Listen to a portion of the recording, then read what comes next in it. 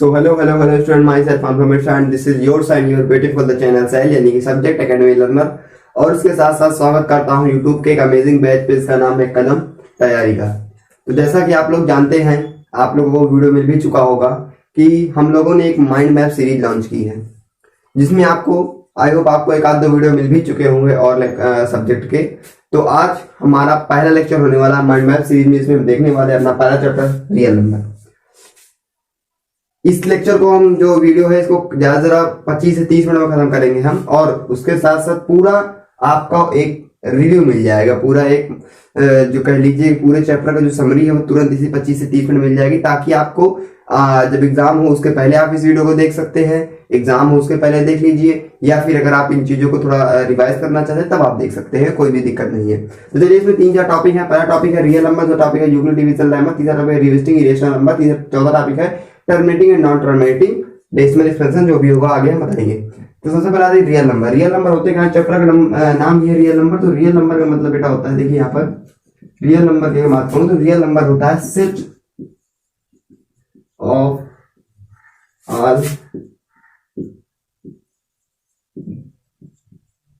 Rational and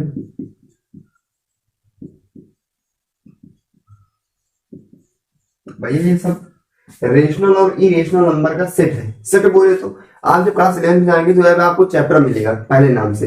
जो पहला chapter है क्लास 11 में वो है सेट्स। क्या है? सेट्स। सेट्स का मतलब ये होता है, अभी तो वैसे आप क्लास 11 पर पढ़ेंगे, लेकिन मैं यहाँ बता दूं सेट्स का मतलब ये होता है एग्जैक्टली कि जैसे मान लीजिए अगर मैं कहूं कि set of all markers, set of all markers, तो सेट ऑफ ऑल मार्कर्स का मतलब ये है उसमें सारे मार्कर्स जितने इस अर्थ पर अवेलेबल मार्कर्स हैं सारे मार्कर्स के अंदर आ जाएंगे, इसको बोलते हैं सेट ऑफ ऑल मार्कर। मतलब मार्कर का पूरा सेट, भैया मार्कर का पूरा सेट। तो उसी प्रकार से जितने भी रेशनल और इरेशनल नंबर्स हैं उन सबका सेट जो होगा वो रियल नंबर कहलाएगा। दोनों एक वक्त नहीं कहलाएगा, अगर रेशनल इरेशनल दोनों होगा तब वो हमारा रियल नंबर कहलाएगा। तो अगर आपको डिफिनीशन चाहिए तो the set of all rational और irrational number are called real numbers. तो रियल नंबर पता चल गया होगा। अब बात करेंगे यूक्लिड डिविजन लेमा की। यूक्लिड डिविजन लेमा है क्या? तो यूक्लिड डिवीजन लेमा एग्जैक्टली बच्चों ये है कि जब आपसे कहा जाए कि आप HCF फाइंड करिए, किसी भी नंबर अगर आपसे कहा जाए HCF फाइंड करिए, जो आप HCF फाइंड करते हैं तो बाय प्राइम फैक्टराइजेशन मेथड से करते हैं।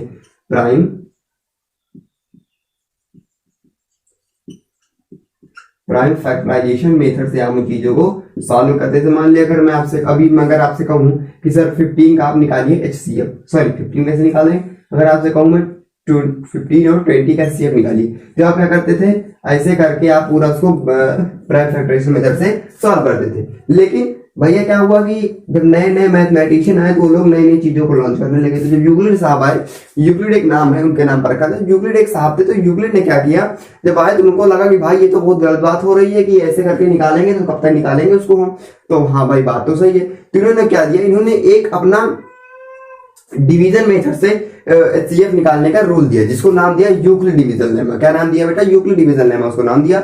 जब यूक्लिड डिवीजन लेमा उसको नाम दे दिया, तब उसी मेथड जब हम फाइंड करते हैं तो उसको बोलते हैं यूक्लिड डिवीजन लेमा। अब इसका एक मैं एग्जांपल दे देता हूं। जैसे मान लीजिए अगर आपसे कहूं कि मैं 15 और 20 का आप निकालिए, तो कैसे करेंगे देखिए। इस मेथड को अप्लाई करने के लिए सबसे पहले आपको करना है, सबसे पहले इसमें छोटा नंबर हो उसको फाइंड कर लीजिए, बड़ा नंबर जो हो उसको फाइंड कर लीजिए।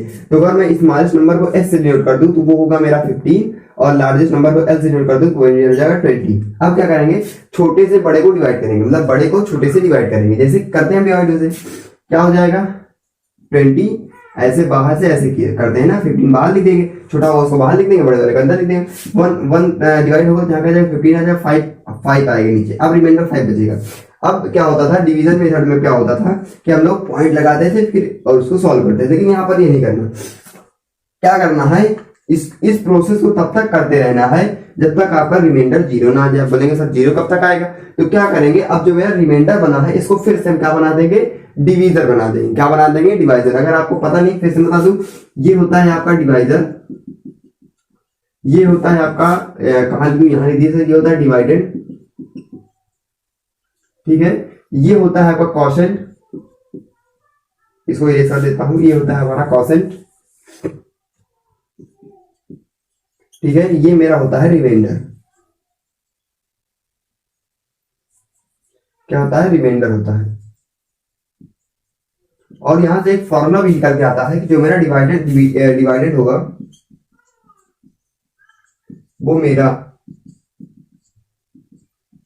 डिवाइजर इंटू कॉसेंट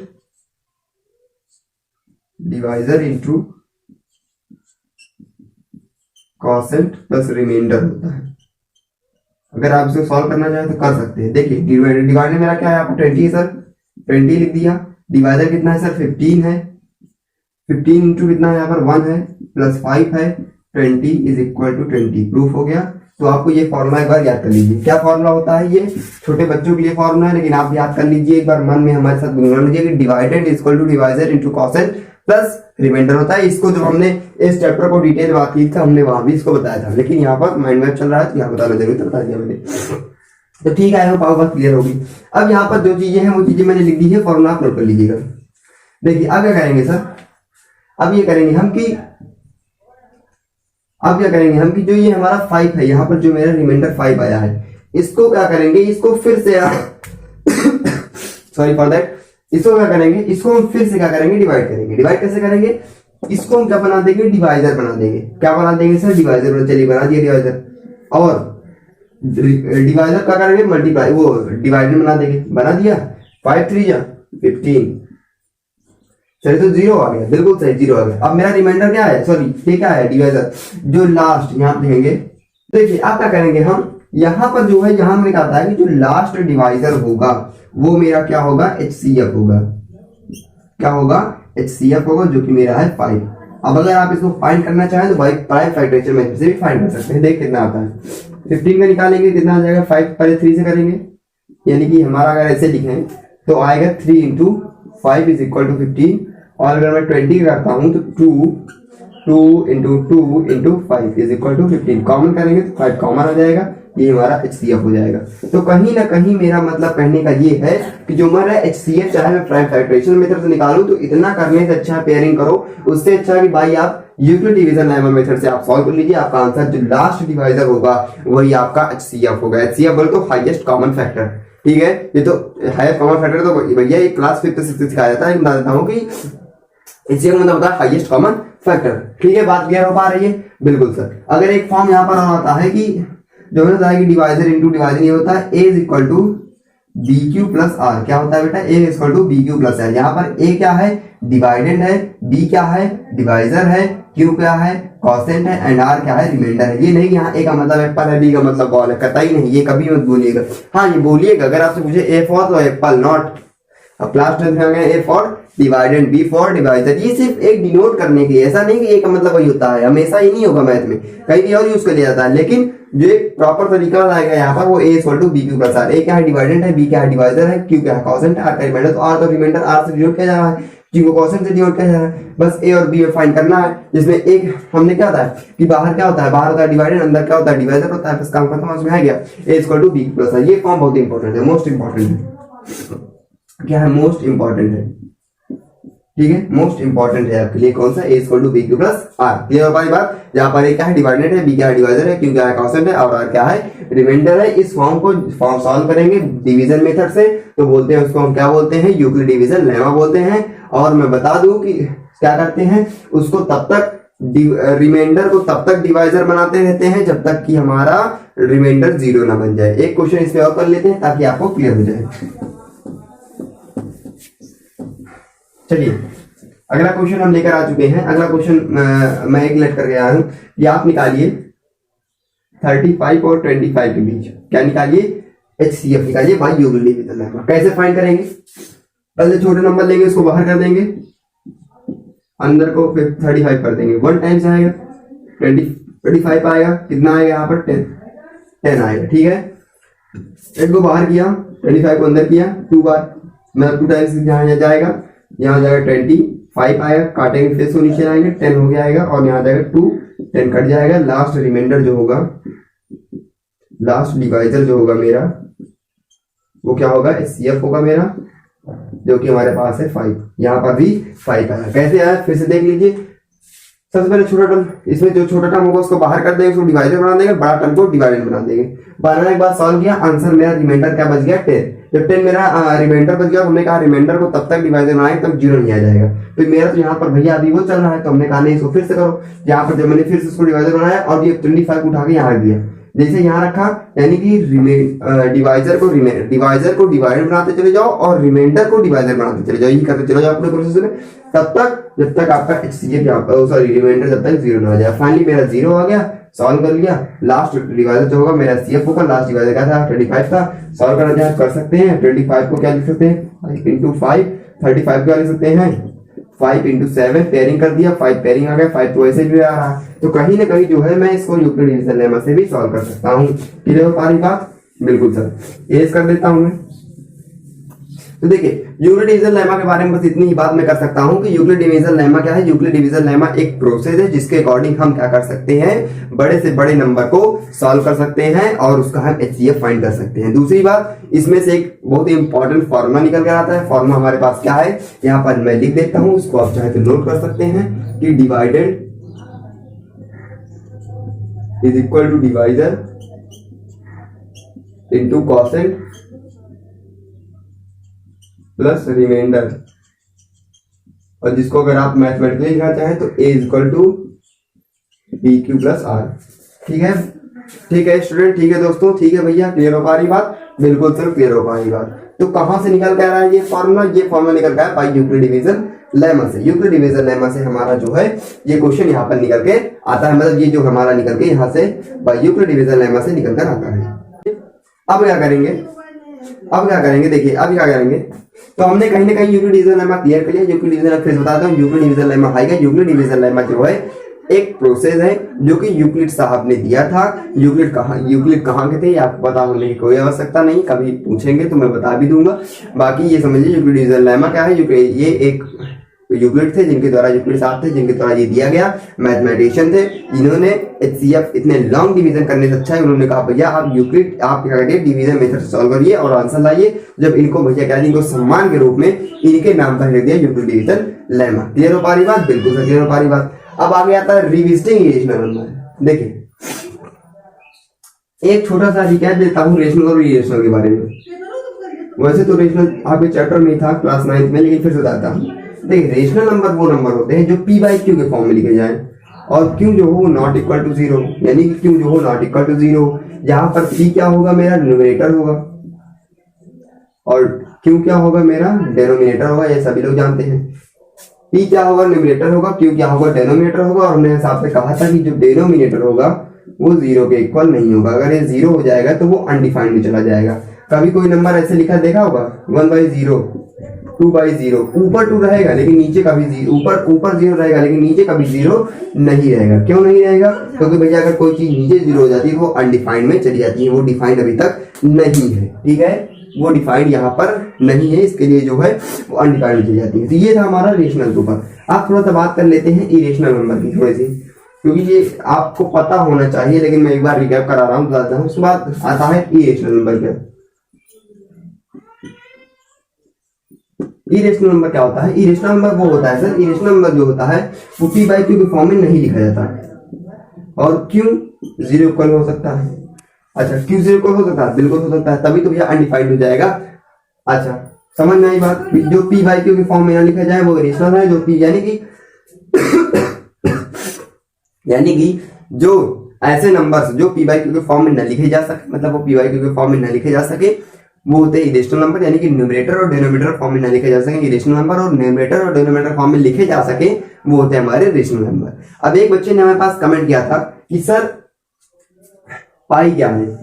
पाई एक उन्होंने कहा कि सर अच्छा आप बताइए, हमारे पास बच्चा आया बोला कि सर आप ये बताइए कि पाई है क्या, रेशनल नंबर है कि पहले उन्होंने उनसे कहा कि पाई बताइए है क्या। तो हमने कहा पाई एक रियल नंबर है। तो उन्होंने कहा अच्छा, तो उन्होंने कहा अच्छा रियल नंबर में क्या है, रेशनल है कि इरेशनल? तो उन्होंने कहा नहीं इरेशनल नंबर है। तो उन्होंने कहा सर अगर इरेशनल नंबर है तब इसकी वैल्यू 22/7 क्यों आती है? हमने कहा हाँ भाई बात तो सही है यार, कि इसकी वैल्यू 22/7 क्यों आती है, क्योंकि ये एक इरेशनल नंबर है। तो ये तो रेशनल नंबर के फॉर्म में लिखा, P/Q के फॉर्म में लिखा, और यहाँ पर आप देख सकते हैं बिल्कुल अच्छी तरीके से Q 0 के इक्वल भी नहीं है। लेकिन मैं आपसे बता दूं कि जो इसकी वैल्यू होती है पाई की वो 2.7 नहीं होती है, ये एक राउंड ऑफ वैल्यू करके दी जाती है, बाकी जो एग्जैक्ट वैल्यू है उसकी वो 3.14 कुछ करके, तो कहीं ना कहीं पॉइंट में आया है, डेसिमल में आया है, तो आपका वो इरेशनल नंबर हो जाएगा। ठीक है, आपको भी शायद अगर आपके मन में ये डाउट रहा होगा कि पाई की वैल्यू रेशनल नंबर आती है और उसको रखते हैं रेशनल में, तो आपका ये भी डाउट यहाँ पर क्लियर हो गया होगा। तो बात करें रिविजिटिंग रेशनल। रिविजिटिंग मतलब वो रिविजिट कर रहा है। रिविजिट का मतलब जैसे मैं आपसे कहूँ ये एक डस्टर है, यहाँ था, यहाँ से उठ के यहाँ आया, उसने विजिट किया, लेकिन अगर रिविजिट करने का मतलब ये बार बार वहां से यहाँ, वहां से यहाँ, वहां से यहाँ कर रहा है, इसका मतलब वो रिविजिट दोबारा दोबारा बार बार वो चीजें आ रही है। बार बार वो चीजें आने का मतलब है कि अगर मैं किसी एक रेशनल नंबर को डिवाइड करूं, जैसे मान लीजिए मैं 7 को डिवाइड करूं 1 से, तो यहाँ पॉइंट लगेगा, यहाँ पर 0 लगेगा, 7 हो जाएगा, वो सॉरी 1 हो जाएगा, यहाँ पर आ जाएगा 7, यहाँ पर आ जाएगा 3, यहाँ पर आ जाएगा 0, यहाँ पर आ जाएगा 4, यहाँ पर आ जाएगा 28, यहाँ पर आ जाएगा 2, यहाँ पर आ जाएगा 0, उसके बाद फिर से यहाँ पर करेंगे तो हो जाएगा 2, 14, ये हो जाएगा मेरा, यहाँ पर 6, 0 लगाएंगे। ऐसे करते करते आपकी वैल्यू जाती चली जाएगी। कुछ नंबर तो ऐसे होते हैं कि ये एक जगह जाकर खत्म हो जाते हैं, लेकिन कुछ नंबर ऐसे होते हैं कि वो राउंड ऑफ होते हैं। जैसे मान लीजिए 2.6666, उनके ऊपर बार लगा दिया जाता है, ये नंबर बार बार रिविजिट कर रहे हैं, ये एक इरेशनल नंबर है जो कि बार बार रिविजिट कर रहा है, that's are called revisiting irrational number. Revisiting irrational number clear हो पा रही बात? रिविजिटिंग इरेशनल नंबर का मतलब ये है कि वो चीजें बार बार रिविजिट कर रही हैं, ऐसी चीजों को रिविजिटिंग इरेशनल नंबर बोलते हैं। इसके ऊपर आपको कोई क्वेश्चन नहीं बनता है, बाकी बता दिया। इस पे आपको क्वेश्चन बनते हैं कि टर्मिनेटिंग और नॉन टर्मिनेटिंग क्या होता है। देखिए, अगर मैं किसी चीज को डिवाइड करूं, कोई भी एक नंबर को दूसरे नंबर से डिवाइड करूं, ए को बी से डिवाइड करूं, सॉरी मतलब बी को ए से डिवाइड करूं, और कहीं मेरा आंसर सी आ जाए, सी मेरा आंसर आ जाए, सोल्यूशन आ जाए, क्वेश्चन ठीक।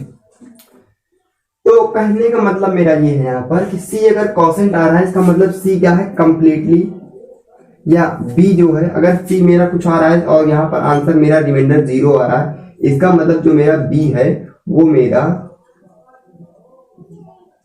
कंप्लीटली क्या है, डिविजिबल है भाई, कंप्लीटली क्या है, डिविजिबल है, यानी कि वो कंप्लीटली डिवाइड हो सकता है और एक सिंपल रियल नंबर आंसर दे सकता है, रेशनल नंबर आंसर दे सकता है। इसका मतलब ये है कि जो मेरा बी है वो मेरा टर्मिनेटिंग नंबर है, टर्मिनेटिंग नंबर है। टर्मिनेटिंग मतलब होने का ये है कि वो चीजें जो है राउंड ऑफ नहीं हो रही हैं, कहीं ना कहीं जाके एक एग्जैक्ट पॉइंट पर खत्म हो रही, भले वो चीजें यहाँ पर पॉइंट में आती हैं। अगर मैं आपसे कहूंगा यहाँ पर एक 2.03 पर एक बार लगा है और एक 2.03 है, इन दोनों में अंतर क्या है, तो आप बोलेंगे सर ये जो है मेरा, ये मेरा नॉन टर्मिनेटिंग है और ये मेरा टर्मिनेटिंग है। टर्मिनेटिंग का मतलब ये है, देखिए एक सिंपल मैं करूं कि जैसे क्या था, एक कोई फिल्म आई थी जिसमें अमिताभ बच्चन थे, जिन्होंने कहा था कि मैं जहां से खड़ा होता हूँ लाइन वहीं शुरू हो जाती है। क्या कहा था कि जहां से मैं खड़ा होता हूँ लाइन वहीं शुरू हो जाती है। तो भैया ये भी अमिताभ बच्चन है, बिल्कुल ये भी अमिताभ बच्चन है, जो कि कहता है कि मैं जहां से खड़ा होऊंगा, मैं जहां रहूंगा वहां पर वो चीजें खत्म हो जाएंगी। ये उल्टा बोलता है, वो कहते हैं मैं जहां खड़ा हूँ वहीं लाइन शुरू हो जाती है। ये कहता है कि मैं जहां रहूंगा वहां चीजें खत्म हो जाएंगी, टर्मिनेटिंग बोलता है। लेकिन नॉन टर्मिनेटिंग ये बोलता है कि मैं जहां रहूंगा वहीं से लाइन शुरू हो जाती है, यानी वो कभी खत्म होने वाला नहीं है। नॉन टर्मिनेटिंग डेसिमल एक्सपेंशन होने का मतलब ये है कि जब आप किसी भी कोई चीज को किसी कोई नंबर से डिवाइड करते हैं, तब जो आपका आंसर मिलेगा वो एक चलता ही जाएगा, मतलब वो रिपीट होती है बार बार। मान लो अगर मैं पॉइंट की बात, यहाँ पर होने का मतलब क्या है, ये फिर 03 है, फिर 03 है, फिर 03, ये कब तक है, इनफाइनाइट नंबर तक है। एक ऐसा नंबर है, ये एक नॉन टर्मिनेटिंग नंबर। लेकिन वहीं पर यहाँ इसकी बात करूं तो 2.3 के बाद कोई और कुछ नहीं लिखा है, इसका मतलब ये यहीं पर खत्म हो जाता है। जो चीजें खत्म हो जाती है वो टर्मिनेटिंग कहलाती है, जो कभी नहीं खत्म होती वो नॉन टर्मिनेटिंग कहलाती है। क्लियर हो पा रही बात? बिल्कुल सर क्लियर हो पा रही बात। एक क्वेश्चन हमारे माइंड में भी आ रहा है तुरंत, उसको पहले एक बार सॉल्व कर लेते हैं। चलिए, एक क्वेश्चन हमारे पास दिया था है, ये क्वेश्चन प्राइम फैक्टराइजेशन मेथड से दिया गया है कि एक आपको फॉर्मूला बता दूं। चलिए, एक फॉर्मूला में भूल गया था, वहां पर बता देता हूं। एक फॉर्मूला होता है मेरा LCM into HCF is equal to first number into second number. अगर मैं आपसे कहूं कि आपको दो नंबर दे दिया जाए A एंड B, और उसका बोल दिया जाए कि आपको क्या गिवन हो, HCF गिवन हो जो कि हो C, तो आप फाइंड कर सकते हैं, एलसीएम फाइंड कर लीजिए, इसको इक्वल कर दीजिए, इनको उस तरफ मल्टीप्लाई भेज दीजिए, इनको इस अगर आपको ये एलसीएम निकालना है तो इनको मल्टीप्लाई भेज दीजिए, अगर आपको इसको निकालना है तो इसको डिवाइड भेज दीजिए, आप काउंट कर सकते हैं। तो ये एक फॉर्मूला आप इसको नोट कर लीजिए कि HCF into LCM is equal to first number into second number. इस पे एक क्वेश्चन कर लेते हैं। चलिए क्वेश्चन ये है कि दो नंबर है, क्या है, if the HCF of two numbers कौन कौन से हैं, 306 है और क्या है, और हमारे पास 656 है, क्या है 657 इज इक्वल टू 9 है। तो फाइंड करिए एलसीएम। चलिए फाइंड कर लीजिए। फर्स्ट नंबर ये है, सेकंड नंबर ये है, एलसीएम ये है, HCF ये है, एलसीएम फाइंड करना है। क्या किया हमने, इससे जगह क्या पुट किया, एलसीएम ही रख दिया और उसके बाद मल्टीप्लाई में क्या कर दिया, एलसीएम मेरा कितना है 9 है, इज इक्वल टू कितना है 306 first number into second number इतना, ठीक है। इसको लिख दिया LCM is equal to 36 into 657 upon 9। 9 से काट दी कितना आएगा, 9 ये कितने बार जाएगा, एक मिनट, 9 3 जा 27 और 3 9 27 3 9 4 जा 36 सॉरी, इस समय बहुत ही लेक्चर अटेंड करना पड़ रहा है आप लोगों के लिए, बहुत ज्यादा वीडियो बनाना पड़ रहा है, इसलिए थोड़ा गले में खराश वगैरह सी हो गई है। देखिए यहाँ पर कितना है, 34 आएगा, 34 इंटू 656 कर दे, जितना आंसर आएगा वही हमारा एलसीएम हो जाएगा, ठीक है। अप्लाई करना आ गया, फॉर्मूले को अप्लाई करना आ गया कि first number into second number equal to HCF into LCM, ठीक है। इसको भी रेस कर देते हैं। चलिए अगर आप इसको नोट करना चाहें तो कर सकते हैं, मैं फॉर्मूला एक बार फिर से बता देता हूँ कि लिख लीजिए first number into second number equal to HCF into LCM. बिल्कुल सिंपल सा क्वेश्चन, बिल्कुल सिंपल सा मतलब फॉर्मूला है। तो ठीक है, एक और अब इसमें से जो है एक क्वेश्चन और आता है, क्या आता है, क्वेश्चन आता है कि कैसे जानेंगे कोई चीज टर्मिनेटिंग है कि नॉन टर्मिनेटिंग। ने कहा हाँ बात तो सही है, कैसे जानेंगे। देखिए इसका एक फॉर्मूला होता है, क्या फॉर्मूला होता है कि कैसे पहचानेंगे कोई चीज टर्मिनेटिंग है और नॉन टर्मिनेटिंग है। तो देखिए जब डेनोमिनेटर एक मिनट, जब डेनोमिनेटर जो है 2m इंटू 5n के फॉर्म में, 2m इंटू 5n के फॉर्म में होगा, तब वो टर्मिनेटिंग होगा। क्या होगा, टर्मिनेटिंग होने का मतलब ये है कि वो चीजें किसी एक पॉइंट पर जाते हैं। हो सकता है 10 बार पॉइंट हो सकता है, पॉइंट के बाद 10 डिजिट हो सकता है 100 डिजिट हो, लेकिन कहीं ना कहीं वो जाके खत्म होगा, वो चीजें टर्मिनेटिंग कहलाती हैं। और अगर किसी भी नंबर का डेनोमिनेटर 2m इंटू 5n के फॉर्म में होगा तो हम बोल देंगे वो चीजें टर्मिनेटिंग होगी, नहीं होगा तो नॉन टर्मिनेटिंग है। देखिए एक इसी पे क्वेश्चन कर लेते हैं। क्वेश्चन ये कहता है कि ये बताइए कि 6/15 टर्मिनेटिंग है कि नॉन टर्मिनेटिंग है। पहले इसको इस जो डेनोमिनेटर 15 लिखा है इसको क्या करेंगे, डिवाइड कर देंगे। कैसे डिवाइड करेंगे, मतलब इसका प्राइम फैक्टर निकालेंगे तो हो जाएगा 6/3 इंटू 5। इसको काट देंगे, कितना आ जाएगा हमारा, 3 से काटेंगे तो हो जाएगा 3 2 जा 6, यानी कि 2/5। तो कहीं ना कहीं नीचे एक चीज तो है, यहाँ पर भले ही 2 ना हो, 2 की पावर 2 यहाँ n क्या है, पावर है, n क्या है, पावर है, पावर को एक्सपोनेंट भी बोलते हैं, ठीक है। तो क्या है, एक्सपोनेंट है हमारा। तो मतलब इसका मतलब यह है कि 2 की पावर 100 हो कुछ भी चलेगा, लेकिन 2 होना चाहिए। और हो सकता है 2 ना हो, एक ही चीज हो, जैसे यहाँ पर देख सकते हैं एक ही चीज है। तो 6/15 क्या है, एक टर्मिनेटिंग नंबर है। क्या है, टर्मिनेटिंग नंबर है। अगली बात करेंगे नॉन टर्मिनेटिंग की। एक क्वेश्चन नॉन टर्मिनेटिंग का लेकर आते हैं। चलिए 30/50, देखिए 30/5/50 को लिखेंगे। 50 क्या लिख सकते हैं सर, 35 लिखा रहने देंगे। नीचे क्या लिख सकते हैं, 2 इंटू 5 इंटू 5, एक 5 से यहाँ कट कर देंगे तो 7/2 इंटू 5। तो भैया लिखा तो है 2 इंटू 5, यानी कि 2 की पावर 1 इंटू 5 की पावर 1। तो 1 तो छिपा रहता है, लिखते नहीं है, तो बात तो वही है। तो 2 की पावर m, यानी कि 2m इंटू 5n के फॉर्म में लिखा हुआ है। तो कहने का ये भी एक टर्मिनेटिंग है। एक नॉन टर्मिनेटिंग का मिल गया हमको। चलिए एक नॉन टर्मिनेटिंग का मिल भी गया। क्या मिल गया कि 1 2 यहां लिख देता हूं, 129/2 इंटू 7 इंटू 5। अब ये बताइए ये क्या टर्मिनेटिंग है, नॉन टर्मिनेटिंग। ये नॉन टर्मिनेटिंग है। क्यों, क्योंकि सर यहाँ पर देखिए 2 दिख रहा है, 5 दिख रहा है। अच्छा मैं 7 को गायब कर दूं क्या? कर दीजिए। 7 अगर इससे डिवाइड हो रहा होगा, अगर इक्वली कट रहा होगा तो काट दीजिए। 7 जो 7, 5 नहीं कटेगा, सॉल्व नहीं होगा, तो ये एक नॉन टर्मिनेटिंग हो जाएगा। नॉन टर्मिनेटिंग क्लियर हो पारी बात? टर्मिनेटिंग नॉन टर्मिनेटिंग कैसे पहचानेंगे?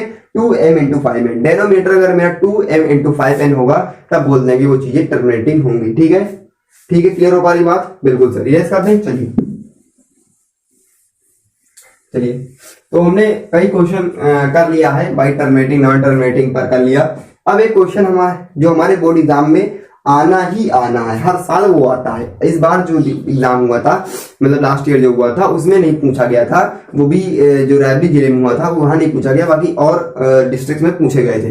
वो क्वेश्चन ये होता है कि जैसे मान लीजिए आपसे कह जाए प्रूफ करिए √3 क्या है, √2 एक इरेशनल नंबर है, प्रूफ करिए √5 एक इरेशनल नंबर है, प्रूफ करिए 2 प्लस √3 एक इरेशनल नंबर है।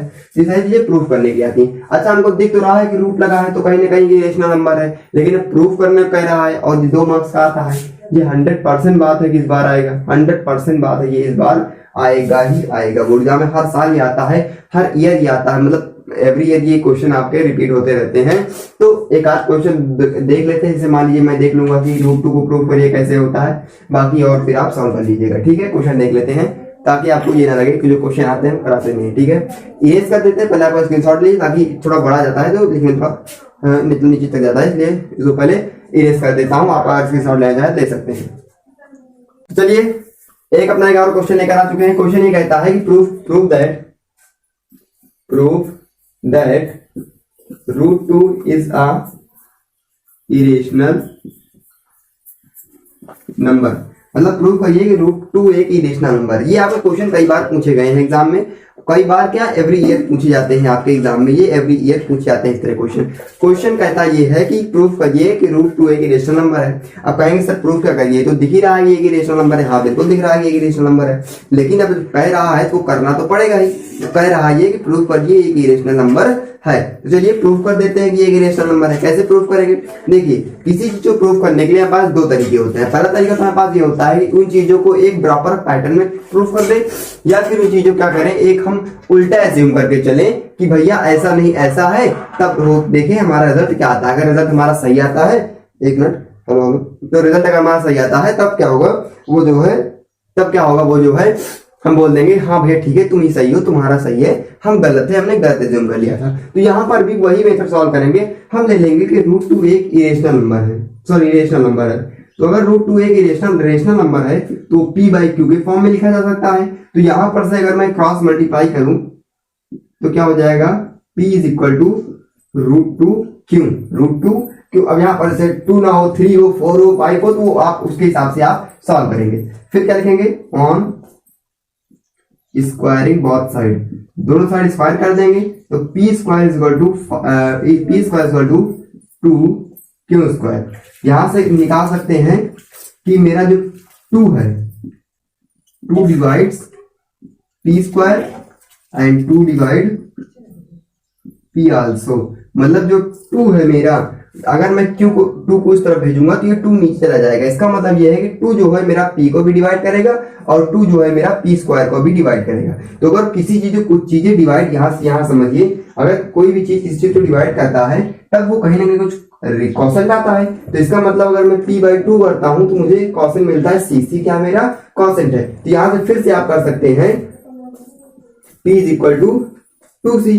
तो अगर आप फिर से स्क्वायर करेंगे तो हो जाएगा p² = 2c²। तो जब p² है, यहाँ p² किसको बोलता है, 2q² के, यहाँ पर लिख देंगे हम, सॉरी यहाँ पर हो जाएगा 4, ठीक है, 4c²। यहाँ पर देखा हमने कि p² किसका इक्वल था, 2q², यहाँ पर पुट कर देंगे तो हो जाएगा 2q² = 4c²। यहाँ देखेंगे तो q² = 2c²। तो 2 डिवाइड्स, यहाँ पर 2 किसको डिवाइड करेगा, q को, और 2 डिवाइड करेगा q आल्सो को।